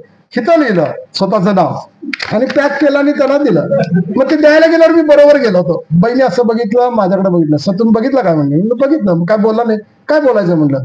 ज्या शिक्षकाला मुख्याध्यापक पद होताना सुद्धा हे कळत नसेल की इथं काय लिहावं आणि इथं काय लिहावं, तो वर्गात पोस्टाचा व्यवहार काय शिकवत असेल आणि त्यानं वर्गात काय शिकवलं असेल आजपर्यंत. म्हणजे आपल्या कृतीतनं, आपल्या साध्या साध्या गोष्टीतनं आपलं अख्खं चारित्र्य कळतंय पुढच्या माणसाला काय ते. त्यामुळे तुम्ही जे मुलं तयार कराल ते एक मुलगा होऊ दे, पण असं करा की आता माझी एक विद्यार्थिनी दापोलीला त्या सावंतवाडीच्या ह्याच्यात MSc अग्री करत्या, तिनं कॉलेजनं एक तिची चूक म्हणजे तिच्यावर चुकीचा अन्याय केला म्हणून ती कुलगुरूंच्या पासून लढत राहिली, ती राज्यपालांच्या पर्यंत लढत गेली. राज्यपालांनी तिला नाही दिला आणि तिचं बरोबरच आहे म्हणून सांगितलं. ती सारखी मध्ये मला म्हणायची की मी या गावातली आहे, मला तिकडचे त्रास देतो. मी म्हटलं तुझं बरोबर आहे ना, होय, शेवटपर्यंत लढत राहा म्हटलं, मी आहे तुझ्या बरोबर. असं एक विद्यार्थी केला तरी आपल्याला अभिमान वाटतोय. म्हणजे लांबणदिवे आपण असे तयार करायला पाहिजे, ते फक्त शिक्षकांच्यातच असायला पाहिजेत असं नव्हे, आपण विद्यार्थ्यांच्या पैकी असे लांबणदिवे उभे केले पाहिजे. जर नाही केलं तर काय होतं, तेवढे 2 ओळीत सांगतो आणि थांबतो मी. आता सगळीकडं म्हणजे शिक्षक असू देत किंवा प्रशासक असू देत, वरिष्ठ अधिकारी असू देत, हे सगळे पेपरवेट झालेले आहेत. पेपरवेट म्हणजे कसं, एखादा शिक्षक उत्तम काम करत असतोय, खरं तर प्रशासकानं त्याला म्हणायला पाहिजे की तू उत्तम शिकवतोयस, तू कधीही तुझ्या आयुष्यात उमरा सोडून वर्गाच्या बाहेर येऊ नकोस, वर्गातच शिकवत राहतो, तेच तुझं काम आहे. पण आपलं प्रशासन काय करतंय, उत्तम शिक्षक आहे, उत्तम हस्ताक्षराचा शिक्षक आहे, त्याला ऑफिसला बोलवून घ्या, ऑफिसमध्ये काम आहे. अरे चांगल्या अक्षराचा आहे म्हणल्यावर त्याला मुलांच्या समोर ठेवा की, तो मुलांचं काम करू दे की. ज्याचं गणित चांगलं आहे त्याला लगेच ऑफिसला बोलवून घेतात, ते आकडेवारी एकत्र करायचे, ये इकडं. अरे त्याचं काम जे आहे ते करून द्या की तुम्ही. त्याला पेपर वेट करतात, त्याला त्याचं काम करून देत नाहीत. वरिष्ठ अधिकाऱ्यांच्यात पण असंच आहे. आता मला येताना ते सर सांगत होते की मी मला इतिहासाची साहित्याची आवड आहे, पण मी क्रीडा शिक्षक आहे. पण क्रीडा शिक्षक असला तरी त्यांना किती आवड आहे हे मला कळलं. मी सरोजिनी बाबरांच्या त्यांच्यावर बोलत आम्ही आता आलो. तर ज्याला जी आवड आहे ते तुम्ही काम त्याला दिलं पाहिजे आणि त्याच कामावर ठेवलं नाही तर मग आपण त्याचा पेपरवेट करतोय. कसा पेपरवेट करतोय तर तुम्हाला साधं सांगतो की 19व्या शतकामध्ये 19व्या शतकाच्या शेवटी अगदी उस्मान अली मीर खान नावाचा निजाम होता आणि तो निजामाची इस्टेट ही भारत सरकारकडे प्रचंडच होती. तर त्यावेळेला जाकोब त्याचं नाव आहे, जाकोब डायमंड या नावाने एक कथा ती इतिहासात प्रसिद्ध आहे. हा जो माणूस होता हा डचचा व्यापारी होता, अलेक्झांडर माल्कम जाकोब. याला एक हिरा सापडला हॉलंडमध्ये आणि तो हिरा इतका उत्तम प्रतीचा होता की तो हिरा घेतला, त्याला पैलू पाडले, अतिशय उत्तम प्रकारे केला आणि तो हिरा घेऊन त्याला असं वाटलं की हा हिरा इतका मोठा आहे की याचं खरेदीदार कोण असणार तर इंग्लंडची राणीच असणार. म्हणून तो इंग्लंडच्या राणीकडे गेला. इंग्लंडच्या राणीपर्यंत त्याला पोहोचूनच दिलं नाही. त्याला लोकांनी सांगितलं की अरे तुझ्याकडे कोहिनूर आहे, हे आहे, असं आहे, हे कोण घेणार नाही इथं. पण त्याला माहित होतं की हा जगातला सर्वोत्तम हिरा आहे. मग तो हिरा घेऊन तो भारतात आला, कारण त्याला तिथंच सांगितलं की दोनच व्यक्ती हे घेऊ शकतात, एक हैदराबादचा निजाम घेऊ शकतो, नाहीतर इंग्लंडची राणी घेऊ शकते, बाकीच्याची ऐपतच नाही घ्यायची. राणीनं झिडकारलं म्हणून तो हैदराबादला आला. त्या उस्मान अली मीर खानला भेटला. तो उस्मान अली मीर खानने हिरा बघितला, त्याला जाणवलं, त्यानं ते पारख करून घेतली. हिरा अतिशय उत्तम आहे, मोठा आहे, पैसे पण ठरले. पण तो म्हणाला मी घेऊन काय करू, म्हणाला तू मला परवडेल अशा दरात देतोयस बरोबर आहे, पण माझ्या खजिन्यात इतके हिरे आहेत त्यांचंच दर्शन घ्यायचं मला होत नाही, वापर तर लांबची गोष्ट आहे, तर मी हे कशाला घेऊ. तर तो म्हणाला जाकोब मी लंडनवरून आलोय, ऍडमिशन तिकडून आलोय, म्हणला माझा खर्च इतका झालाय, तुमच्याशिवाय याला गिरायक कोण नाही, असं म्हणून त्यानं ते राजाला सगळं निजामाला कौतुक केलं. निजामानं तो हिरा घेतला. हिरा घेतल्यानंतर त्याला पैसे दिले, तो गेला. निजाम म्हणला आता हिऱ्याचं करायचं काय, कारण त्याला काय कौतुक नव्हतं हिऱ्याचं, तर सगळं भरलेलंच होतं हिऱ्यानं सगळं. मग तो म्हणला आता काय करायचं, बघू बघू कधीतरी म्हणला याचं काय करायचं, म्हणून त्याला आपल्या शर्टच्या खिशात झग्याच्या खिशात घातला. तो त्याचं वाक्य आहे त्यांच्या सालारजंग म्युझियम मध्ये जी त्याची स्टोरी लिहिली आहे, त्यात वाक्य असं आहे की पुढे कधीतरी बघू, पुढे कधीतरी बघू म्हणणारे माणसं आयुष्यात यशस्वी होत नाही. त्यांच्या आतनं बादच होत नाही, कारण त्यांना करायचीच इच्छा नसते, म्हणून ते टाळत असतात. पुढे कधीतरी करू, पुढे कधी असं होत नसतंय. तो म्हणाला पुढे कधीतरी या हिऱ्याचा मी उपयोग करेन. त्याच्या आयुष्यात तो उपयोग झाला नाही. तो मेल्यानंतर त्याचे सगळे कपडे काढले होते आणि ते कपडे त्यांनी म्युझियम साठी म्हणून ठेवले होते. त्याच्यानंतरच्या पिढीचा जो निजाम आला त्याचं नाव होतं उस्मान अली खान. तो उस्मान अली खान गादीवर आल्यावर त्यानं मोजदाद सुरू केली आणि तो असंच गेल्यानंतर एका जमादार खान्यात गेला. त्याचे कपडे बिपडे आपल्या बापाचे बघितले त्यानं, तर मोजड्या होत्या तिथं पायात घालायच्या आणि त्याच्या खिशातनं ते खिसा बिसा बरेच वर्ष झाल्यामुळे फाटला होता, कुजला होता. ते हिरा त्या मोजडीत जाऊन बसला होता आणि यानं बघितलं आणि असं उचलून बघितलं. यानं म्हणलं मोजडी एवढी जड का लागा लागल्या, म्हणून त्याला मोजडीत हात घातला तर तो हिरा. मग तो हिरा आणला, त्याला पण तोच प्रश्न पडला काय करायचं या हिऱ्याचं, कारण त्याच्याकडे काही हिऱ्याची कमतरताच नव्हती. मग त्यांना ऑफिसमध्ये आणला, तो हिरा ऑफिसमध्ये टेबलवर ठेवला पेपरवेट म्हणून. पेपरवेट म्हणूनच राहिला तो, आता पण सालारजंग म्युझियम मध्ये आहे. पेपरवेट म्हणूनच तो जाकोब हिरा, त्याचं नाव जाकोब हिरा आहे. तर आपल्या प्रशासनानं, आपल्या व्यवस्था यंत्रणेनं, पूर्ण प्रशासकीय यंत्रणेनं म्हणजे मंत्रालयापासून सगळी चांगल्या अधिकाऱ्यांचा पेपरवेट करून ठेवलेला आहे. त्यांना कामच करून दिलं जात नाही. म्हणजे कुठल्याही पद्धतीचं चांगलं काम असू दे, चांगलं काम करायला गेलं की तुम्हाला दुसऱ्या कामात अडकवतात आणि तुम्हाला रिकामं करतात. तोच पेपरवेट आपण विद्यार्थ्यांचा करतोय. एखादा उत्तम विद्यार्थी असला तर त्याला ज्या क्षेत्रात गती आहे त्या क्षेत्रात आपण त्याला पाठवत नाही. आपण त्याचा पेपरवेट करतोय, त्याला दुसरंच काहीतरी काम लावतोय. त्याचा अक्षर चांगला आहे समजा, त्याचं वाचनाची गती चांगली आहे, त्यात तो मोठा होईल हे बघतच नाही आपण त्याला म्हणतोय अरे 4 धड्याचा अभ्यास तू केला नाहीस, हे धडे शिक. धडे शिकणे म्हणजे शिक्षण नव्हे, हे काय तुम्ही द्यायची गरज नाही आहे. ते घरात आई वडील पण आता सुशिक्षित आहेत, ते घरात पण शिकवू शकतात. तुमचीच गरज आहे असं नाही आहे. म्हणजे आपला गैरसमज आहे ते आम्ही नाही शिकवलं तर जगाचं काय होईल, काय होत नाही. सगळे पालक सुशिक्षित आहेत, शिकवू शकतात. जे वेगळे शिकवायचं आहे ते आपण माणूस म्हणून घडवायचं शिकवायचं. त्याला जगात कसं राहायला पाहिजे, त्यानं नीतिमत्तेनं कसं राहायला पाहिजे, त्यानं आपल्या वर्तनातनं कसं दाखवलं पाहिजे, असे दाखवणारे जे शिक्षक असतील ते इथून पुढचे लांबंदिवे असतील. त्यांची गरज आहे. त्यांनी वेगळं केलं म्हणून नव्हे, आपलं काम त्यांनी आपल्या विद्यार्थ्यात किती उतरवलंय आणि विद्यार्थ्यातून किती लांबंदिवे तयार केलेत हे जर आपण बघत गेलो तरच आपल्या शिक्षणाचा उपयोग होणार आहे. नाहीतर अभ्यासक्रम असे येतात जातात. म्हणजे आता सरांनी सांगितलं म्हणून आमच्या ज्यावेळेला अभ्यासक्रमाची काय अवस्था असते बघ, तुम्हाला अनुभव सांगतो. ज्यावेळेला मागचा अभ्यासक्रम आम्ही तयार केला त्यावेळेला मंत्रालयात अशी चर्चा झाली की आपण अभ्यासक्रम जर लादला तर समाजातनं विरोध होणार. तर आपण असं लादायचं नाही, तर आपण प्रतिनिधी स्वरूपात लोकांच्या प्रतिक्रिया घ्यायच्या. याच कोल्हापुरात एका कॉलेजमध्ये आम्हाला आणलं गेलं होतं आणि 6 जिल्ह्यातले शिक्षक, प्रत्येक तालुक्यातनं 2-2 शिक्षक, उत्तम शिक्षक निवडून आणले होते इथं. आणि इथं आणल्यानंतर त्यांना जेवण दिलं. 12 पर्यंत कार्यक्रम चालू झाला. इथं मंत्री येऊन भाषण केले. 12-1:30 वाजला सगळं उद्घाटन सत्र संपायला. 2 वाजता त्या विशेष शिक्षकांना आम्ही एकेका खोलीत कोंबलं. कॉलेजच्या एका खोलीत 10-10 शिक्षक इतिहासाचे. आणि त्यांच्या पुढे आम्ही जे 3 वर्ष बसून आम्ही अभ्यासक्रम तयार केला, जो 550-600 पानाचा ठोकळा, तो आम्ही त्यांना दिला. आणि ते दिल्यानंतर प्रशासकीय यंत्रणेनं त्याचं शूटिंग चालू ठेवलं होतं. आणि त्यांना आम्ही सांगितलं काय देताना, म्हणजे पटत नव्हतं, पण यंत्रणा कशी आहे सांगतो. तुम्हाला 1 तास वेळ आहे सर, हे वाचा, ह्याच्यातल्या चुका सांगा, तुमच्या काही टीका असतील तर सांगा, तुम्हाला काय सजेशन असेल तर लिहून द्या, हे घ्या. आणि त्याला पाठवला. 1 तासानं परत गेलो, आम्ही काढून घेतलो. काय त्यांना नुसती पानं चालली तरी 1 तास संबंध होता. आणि जे 3 वर्ष आम्ही डोके फोडून केली ते जर वाचायलाच उद्या शासन तयार झालं. आता जर त्या अभ्यासक्रमावर कुठे आक्षेप घेतला असला तर शासन व्हिडिओ शूटिंग दाखवत आहे. बघा, आम्ही जिल्ह्यातलं सगळे शिक्षक आणले होते, सगळ्यांना दिलं होतं, जेवण खाण्यासहित व्यवस्था केली होती. एकाही शिक्षकांनी तक्रार दिलेली नाही. त्यामुळे आमचं उत्तमच आहे सगळं. हे झालेलं आहे. म्हणून मी पुढच्या ह्याच्यात गेलो नाही, त्यांनी बोलवून सुद्धा गेलो नाही. मला इथे यायचंच नाही म्हणलं. मग ते मला नंदकुमार साहेबांनी विचारले, जर यायचं नाही तर पहिल्या वेळेला का आला तोस. माझं त्यांचं चांगलं जमत होतं, कारण मी सारखा क्रॉस करायचो. मी म्हटलं सर, पहिल्या वेळेला एवढ्यासाठी चालू की इतर शिक्षकांच्या सारखं मी सुद्धा एखादा धडा पटला नाही, एखादा काय आशय पटला नाही तर मी सुद्धा सांगलीत असं ओरडत होतो, कोण पंख्याखाली बसून अभ्यासक्रम तयार करतंय, आमच्या डोक्यावर लागतंय, आमच्या मुलांचं काय आहे का, असं आम्ही म्हणत होतो. म्हणून मला बघायचं होतं म्हणलं तिथं काय चालतंय एकदा. म्हणून मी प्रत्यक्ष 3 वर्ष तुमच्याबरोबर काम केलं म्हणलं. आणि मग मला कळलं की इथं काय चालतंय, काहीही होत नाही सर. म्हणजे आपण देत असतोय, ते सूचना तिथं पडलेल्या असतात, ते आल्यानंतर तुमच्या 1 तासात वाचून द्या. 1 तासात ब्रह्मदेव पण वाचू शकत नाही 400 पानी. पण यांच्याकडे शूटिंग आहे. आता तुम्ही टाकलं की दाखवतात. बघा, आम्ही या कॉलेजमध्ये घेतलं होतं, कोणाचीही विरोधी प्रतिक्रिया नाही. त्यामुळं कुणीतरी अभ्यासक्रम येऊन आपल्या समोरच्यातनं चांगले विद्यार्थी घडवतील ह्याच्या आशेवर आपण राहण्यात काय अर्थ नाही आहे. आपण आपल्याला जे जमतंय ते आपण आजच्या जगात उत्तमरित्या जगण्यासाठी माणूस कसा घडवू शकतोय असा विचार करणारे शिक्षक जर असतील तर तेच उद्याचे लामणदेवे ठरतील. आणि असे विद्यार्थी जर तयार झाले, एका वर्षी एक जरी तयार झाला तरी सुद्धा तो काहीतरी दिव्यानं दिवा पेटवत जाईल आणि मग काहीतरी शिक्षण खात्याला गती येईल. नाहीतर आता जी अवस्था आहे ती कागदोपत्री अतिशय उत्तम आहे. कागदोपत्री महाराष्ट्रासारखं शिक्षण कुठेही नाही आहे.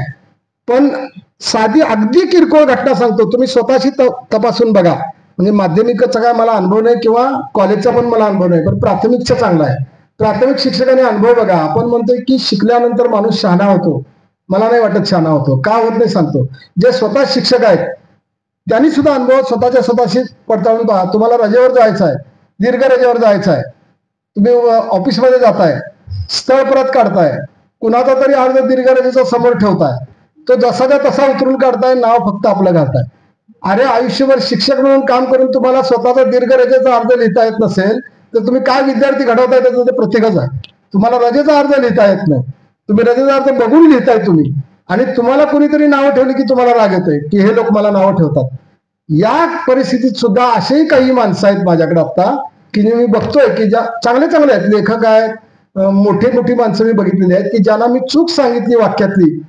आपल्याला लहानपणी, म्हणजे माझ्या लहानपणी तरी एक शब्द चुकला ग्रहपाठातला तर बाई मला 10 वेळा लिहायला सांगत होत्या खाली, त्या ग्रहपाठाच्या खाली. आता ती पद्धत आहे का नाही मला माहित नाही, परंतु माझ्याकडे मी चांगले लेखक मी अनुभवतोय आता की त्यांना मी जर सांगितलं की सर हा शब्द असा नसतोय तर त्या बाई, ते शिक्षक मला खाली 10 वेळा लिहून पाठवतात व्हॉट्सअपवर, सर मी आता पुन्हा 10 वेळा लिहिलंय, आयुष्यात पुन्हा हे चुकणार नाही. कमी आहेत अशी माणसं, 2-3च आहेत, पण तेच खरे लामणदेवे आहेत मला वाटते, तेच भाषा टिकवणारे आहेत. नाहीतर जे भाषेच्या नावानं गळा काढत असतात त्यांच्याकडून भाषा टिकण्याची, इतिहास टिकण्याची काही शक्यता नाही आहे. आजच मी येताना मोबाईलवर बघत होतो, गाडीमध्ये एकाने जाहिरात टाकलेली आहे. त्यानं संभाजी महाराजांचं, शिवाजी महाराजांचं चित्र लावून एक नवीन वर्षाची दिनदर्शिका काढलेली आहे. त्याची ती जाहिरात होती. इतिहास असल्यामुळे मी ती पानं उलटून बघत होतो. त्यानं मजकूर काय लिहिलाय कडेला, मजकूर असं लिहिलाय की नवीन वर्ष सुरू होईल, आपण ख्रिस्ताब्द ग्रेगरियन कॅलेंडर आपण घरात वापरू, हे आपली संस्कृती नाही, ही आपली परंपरा नाही. ते काय बौद्धिक द्यायचं ते दिलाय त्यानं, आणि खाली लिहिलाय म्हणून आम्ही मराठी संस्कृती जपणारे कॅलेंडर लॉन्च केलेलं आहे. आता हे वाक्य काय हसायचं सांगा, त्याचं जे वरचं सगळं बरोबर आहे, पण आम्ही लॉन्च केलेलं आहे. हे जरा जर कळत असेल, त्याला कॅलेंडरला दिनदर्शिका शब्द माहित नाही तर काय मराठी संस्कृती जपणार. पण असे उद्बोधक समाजात आज जास्त आहेत की जे स्वतः काहीच करत नाही, जे तुम्ही करावं असं सांगत असतात सगळे. त्यामुळे त्यांच्याकडे लक्ष न देता आपण स्वतःच एक लामणदिवा व्हायला पाहिजे आणि आपल्या समोरच्या विद्यार्थ्यांना असे लामणदिवे आपण तयार करायला पाहिजे. तरच पुढच्या पिढीत कोणीतरी माझ्यासारखं त्यांच्यावर लिहावं असं त्यांना वाटेल. आणि मी एक लामणदिवे नमुना म्हणून लिहिलेले आहेत. याच्याशिवाय अनेक लामणदिवे असतीलही समाजात जे माझ्यापर्यंत पोहोचले नसतील. असे लामणदिवे जास्तीत जास्त तयार व्हावेत अशी माझी इच्छा आहे. त्यासाठी माझ्याकडे जे दप्तर आहे ते मी तुम्हाला कधीही मोफत कुठेही द्यायला तयार आहे. हे मी जाहीर आज का सांगायला लागलोय तर मी 4 ठिकाणी हे सांगून बघितलंय ज्याचा शून्य उपयोग आहे, सांगलीत झालेला नाही. माझ्याकडं 1000 डॉक्युमेंटरीज आहेत, खूप दुर्मिळ आहेत. खूप दुर्मिळ म्हणजे राष्ट्रीय नेते तर तुम्हाला लाईव्हच दिसतील त्यात. मी सांगलीत असा प्रस्ताव मांडला होता एका नामवंत शिक्षण संस्थेला की तुम्ही महिन्यातनं एकदा तुमच्या हॉलमध्ये एकत्र मुलं करा. आता हे सगळी यंत्रणा सगळ्यांच्याकडे आहे, LCD. दरवेळेला आपण लाईव्ह सगळे दाखवू डॉक्युमेंटरीज आणि त्या मुलांना बघू दे प्रत्यक्षात ही माणसं कशी जगत होती, वागत होती. एकाही संस्थेनं मला उपचार केला नाही. हे जे आता शनिवारी जी शाळेचा विना दप्तराची शाळा आता सुरुवात करणारा मी माणूस आहे. मी सुरुवात केलं त्या माझ्या शाळेमध्ये आणि मी ते दर शनिवारी दाखवा लागलो. मला माहित होतं की आमच्यातले काही प्रशासनातले अधिकारी मला त्रास देणार, कारण तोपर्यंत राज्यात कुठंच नव्हतं. आणि हा दर शनिवारी विना दप्तराचं बोलवणार म्हटल्यावर बाकीचे शिक्षक त्रास देणार, मग ते प्रशासन त्रास देणार मला माहित होतं. मग मी अश्विनी भिडे माझी मैत्रीण, मी ज्या वेळेला तहसीलदार करत होतो त्यावेळेला ती सांगलीतनं IAS झालेली मुलगी शिक्षण सचिव होती आपली. मग मी अश्विनीला फोन केला, अगं मी असं असं करणार आहे, आता असं कर म्हणाले, तू माझ्याशी अश्विनी म्हणून बोललायस, तू मला सचिव म्हणून एक पत्र पाठव आणि त्यात तू लिही मी वर्षभर काय काय करणार आहे. मग मी लिहिलं की मी वर्षभर विना दप्तराची शाळा घेणार. अखंड वर्षाचं वेळापत्रक दिलं मी तारखेनुसार. ह्या शनिवारी मी ही डॉक्युमेंटरी दाखवणार, ह्या शनिवारी हे करणार. ते सगळं दिल्यानंतर तिनं मला परवानगी दिली की आता तुझं अधिकृत मला आलंय. ती म्हणाली हे चालू कर. आणि मी ते मला एवढंच माहित होतं की माझा आणि तिचा संवाद चालू आहे. पण तो आल्यानंतर मी खाली बघितलं तर तिनं खाली लिहिलं होतं प्रत सर्व शिक्षणाधिकारी महाराष्ट्र राज्य, सर्व CEO महाराष्ट्र राज्य, सगळ्यांना लिहिलं होतं. आणि या प्रकारे आपापल्या जिल्ह्यात सुरू करा म्हणून सांगितलं. ते सक्तीनं करायला लावलं तिनं. मग मी माझ्या शाळेत त्याच्या अगोदर सुरू केलं होतं. प्रश्न असा झाला की पुढच्या काळामध्ये माझ्याकडे मटेरियल होतं, 3-3 वर्षांना पण नंबर येत नव्हता, एवढं मटेरियल होतं. पण बाकीच्या शाळांना काय दाखवायचा प्रश्न पडायला लागला. मग ते काही करून वेळ घालवायला लागले. आणि आता ते सुरू आहे, तसंच सुरू आहे आता ते. म्हणजे काय कशासाठी आपण विना दप्तराची शाळा करायची. शिक्षकांना प्रश्न पडतोय विना दप्तराची घ्या, बरोबर आहे, पण काय घ्यायचं मुलांचं अधिकारांना दाखवायचं काय. म्हणजे एखादी चांगली योजना सुद्धा कशी फसतात त्याचं हे कारण आहे. म्हणून मला असं वाटतं की क्रिएटिव्ह टीचर्स किंवा आणि कोणाला जर असं करायचं असेल तर मी माझं मटेरियल सगळं द्यायला तयार आहे. आता सध्या मी कालच आमच्या दीपा बोरकर मॅडमना 450 पुस्तकं दिली सगळी की मला काही उपयोग नाही आता, मला ही नको आहे, ही तुझ्या घरात नेऊन ठेव, नाही तर तू पाटण तालुक्यात वाटून टाक सगळी. कारण ते जाऊ दे मुलांच्या पर्यंत असं मला वाटायला लागलं. आता ठेवून तर काय करायचं, ते आज माणसाला उद्याची खात्री नाही आहे. त्यामुळे आपल्या मागे काय करायचं, आमची पोरं ते ठेवतील याला गॅरंटी दे. कारण त्याला ते IT मधले आहे, त्यांना याच्यातले काही घेणं देणं नसते कोणाची. म्हणजे भुर्जपत्र बघायला माझ्याकडे वाचून आले तिकडं, ह्याच्याकडे 500 भुर्जपत्र आहेत बघावं म्हणून.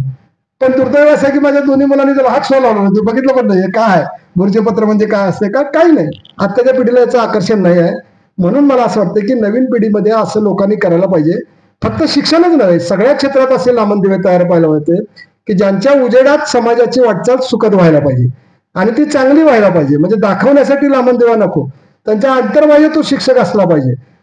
एरवी सुद्धा वाटतं ना, म्हणजे बाबासाहेब पुरंदरेंच्या बरोबर मी फिरत होतो. आम्ही ज्या वेळेला जाणता राजाचं नाटक सांगलीत पहिल्यांदा घेतलं त्यावेळेला तिकीट विक्री माझ्याकडे होती. पहिल्यांदा महाराष्ट्रात माहित पण नव्हतं जाणता राजा काय भानगड आहे. तिकीट पहिल्या दिवशी आम्ही मागे लागलो होतो शाळेत जाऊन, हे तिकीट घ्या तुम्ही, 100 रुपये आहेत घ्या. काय बघायचं म्हणजे 100 रुपयाचे तिकीट आम्ही नाही येणार. एक प्रयोग झाल्यानंतर मात्र दुसऱ्या दिवशी आमच्या घरी गर्दी सुरू झाली. तिकीट द्या, तिकीट द्या, कारण ते हत्ती घोडे आणि 400 माणसं बिनचं सगळं अफलातूनच होतं ते. असं सुरू असताना माझे मित्र माझ्याकडे यायचे, अरे तूच व्यवस्थापक आहेस, तिकीट दे की मला पास दे की पुढे बसायला. मग मी त्यांना बाबासाहेबांचं उदाहरण सांगायचो. मी म्हटलं आपली गोष्ट सोड म्हणलं, बाबासाहेब स्वतः कवी भूषणच्या भूमिकेत स्टेजवर असतात. ते जे नाटक आहे ते ट्रस्टचं नाटक आहे. बाबासाहेबांच्या त्या भूमिकेत असताना बाबासाहेबांच्या खिशात स्वतःचं नाटकाचं तिकीट असतं. आता तू सांग म्हणलं मी तुला पास देऊ का, कारण हे मी बघितलं म्हणलं. बाबासाहेब माझ्याकडे तिकीट घेऊन जातात, खिशात ठेवतात त्यांच्या खिशात. कारण मी बाबासाहेबांना विचारलं होतं तुम्हाला कशात तिकीट लागतंय, तुम्ही तर कलाकार आहे. मी कलाकार आहे म्हणले, हे जे आहे हे सगळं ट्रस्टचं आहे म्हणले, सुमित्राबाईंच्या ट्रस्टचं आहे.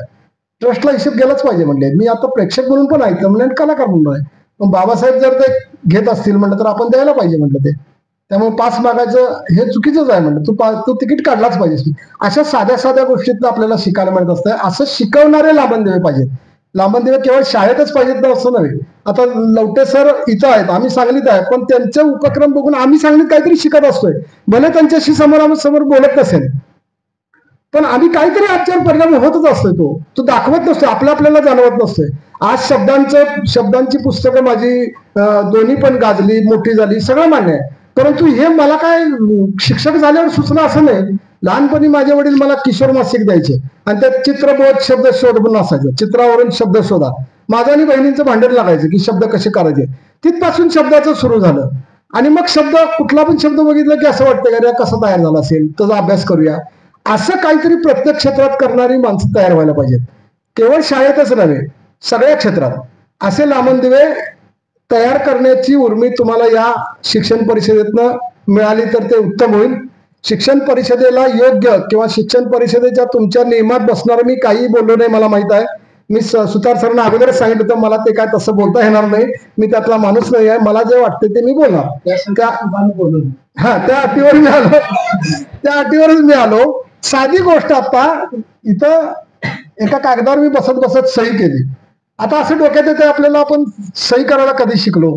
मी काल पन्हाळ्यावर पण तेच सांगितलं मुलाला. सही करायला पण आपल्याला इंग्रजांनी शिकवलंय आणि अंगठा उठवायला पण इंग्रजांनी शिकवलं. त्यांनी शहाणं पण केलं आणि त्यांना अंगठ्याची पण पद्धत लावली. आज लवटे सरांनी समजा एखादी जमीन दान करायची ठरवली आणि गेले ते रजिस्ट्रार ऑफिसला, त्यांना सही पण करावी लागते आणि अंगठा पण उठवावा लागतोय. मग जर सही करत असेल तर अंगठा कशाला पाहिजे? बरोबर आहे की नाही? काहीतरी पाहिजे, दोन्ही कशाला पाहिजे? हा सही करायला आपल्याला इंग्रजांनी असं शिकवलं की 2 गुजराती व्यापारी गेले होते ईस्ट इंडिया कंपनीकडे आणि त्यांनी आपला माल त्याला ईस्ट इंडिया कंपनीला विकायचा होता. ईस्ट इंडिया कंपनी म्हणाली की तुम्ही माल सतत पुरवणार का? आम्ही खेमचंद आणि ज्ञानचंद नावाचे 2 व्यापारी. ते म्हणले पुरवतो, पण तुम्ही उद्या जर शब्द फिरवला तर आमच्या कंपनीचं नुकसान होईल. नाही म्हणले, आम्ही जोपर्यंत तुमची कंपनी आहे तोपर्यंत आम्ही आमचा माल तुम्हाला देऊ. मग असं करारपत्र लिहिलं गेलं, जे आपण कर्ज काढताना छापील आपल्याला समोर दिलं तसं. त्यांनी लिहिलं की पूर्व वगैरे आणि खाली लिहा म्हणले की वरील सर्व लिहिलेलं मला मान्य आहे आणि सही करा. सही करा म्हणजे नाव लिहा, सही शब्दच नव्हता. मग त्यानं लिहिलं वरील सर्व अटी नियम मला मान्य आहेत. खाली ध्यानचंद खेमचंद ते सह्या केल्या. सह्या केल्यानंतर तो जो ब्रिटिश माणूस होता त्याला अर्धवट हिंदी अर्धवट मराठी येत होतं, म्हणजे हास्य जत्रेतल्या समीर चौगुले सारखं. तर तो असं म्हणाला, ऐसा लिखो ऊपर का सब सही है.